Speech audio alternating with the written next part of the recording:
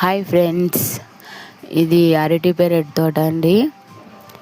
ఇది మా సొంతం ఇల్లు కాదు, బాడేకు ఉండాము. ఈ ఇంట్లో వీళ్ళు అరటికాయలు వేసుకున్నారండి. ఈ అరటి చెట్టు గెలలు కూడా వచ్చినాయండి.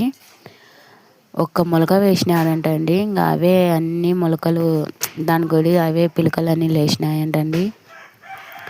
ఇక్కడ చాలా చెట్లు ఉన్నాయండి.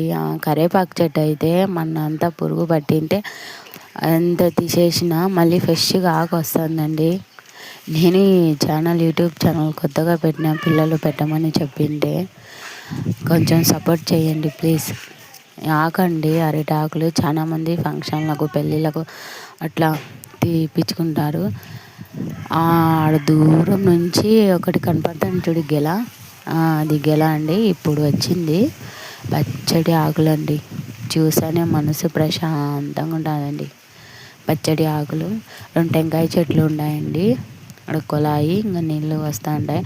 దీనికి ఇంకొక గెల అండి. ఇది రెడీ అయిందండి. ఇంకా 2 రోజులు 3 రోజులు తీసేస్తారు దీనికి.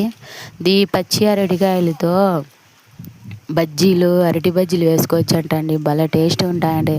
దీనికి ఫ్లవర్ వచ్చిందండి. ఆ ఫ్లవర్ ఫ్రై చేసింటే భలే ఉన్నదండి, బాగున్నది. ఒకసారి మీకు కూడా నేను చూపిస్తాను.